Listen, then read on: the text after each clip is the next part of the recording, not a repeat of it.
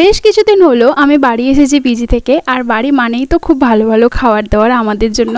তাই বোন আর আমি মিলে ডিসাইড করলাম যে আজকে বানাবো ছাতুর পরোটা। তো প্রথমেই বোনকে আটা মাখাতে দিয়ে আমি দরকার মতো পেঁয়াজ লঙ্কাগুলো কেটে নিয়েছিলাম। আর ছাতুটাকে একটু রোস্ট করতে হতো, তাই হালকা একটু তেলের মধ্যে হিং দিয়ে ছাতুটাকে ভালো করে রোস্ট করে নিয়েছিলাম। এবার গরম ছাতুটাকে হালকা একটু ঠান্ডা করে নিয়ে তাতে দিলাম আচারের তেল। অবশ্যই সলিড পার্টটা পরে তুলে নিয়েছিলাম। আর কুচি করে রাখা কাঁচা লঙ্কা আর পেঁয়াজ। এরপরে ছাতুর পুরো মিক্সচারটা মিক্স করে নিয়েছিলাম। গরম ছিল তাই চামচেই করছিলাম। আর এখানে জিরে গুঁড়ো করতে গিয়ে আমার বোন তার নিজের সমস্ত রাগ তুলে দিচ্ছিল তার উপর।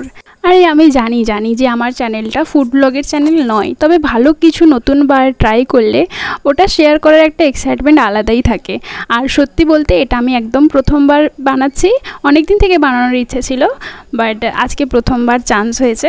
ভালো কিছু বানাবো বলে আমার বোন আমার পেছনেই ছাড়ে না, তাই তাকে আমার হেল্পার হিসেবে রেখে দিয়েছিলাম আজকে।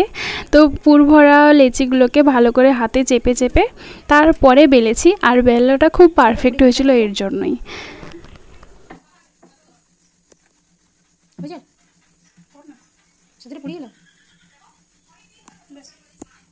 এই তো চটপট বেলে নিয়ে এবার কড়াইতে দিলাম ভাজার জন্য। আর ভাজার দায়িত্বে স্বয়ং ছিল আমার বোন। ওই ভাজছিল, অনেক বেশি তেল খরচা করেছে। যাই হোক, কিন্তু ওরও ফার্স্ট টাইম ছিল, ও কোনো কিছু বানাচ্ছে, তার জন্য ওরও খুব এক্সাইটেড ছিল।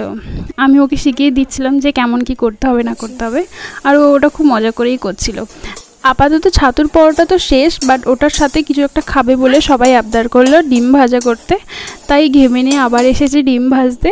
তো এই রইলো আমাদের ডিমের ঝুড়ি। আর এখানে আমি সার্ভ করে দিচ্ছিলাম, কারণ আমার খুব ভালো লাগছিল যে নতুন কোনো রান্না ট্রাই করলে সুন্দর করে সাজিয়ে গুছিয়ে খেতে দেওয়ার। মা বাবা তো এখন খাবে না বললো, তাই আমি আর বোনই খেতে বসেছি, কারণ আমাদের সন্ধ্যা থেকে খুব জোর খিদে পেয়েছে। তো জানি না কেমন লাগবে ওর। খেতে ভালোই হয়েছিল, সবার থেকেই রিভিউ নিয়ে নিয়েছি। তোমাদের কেমন লাগলো জানিও। বাই।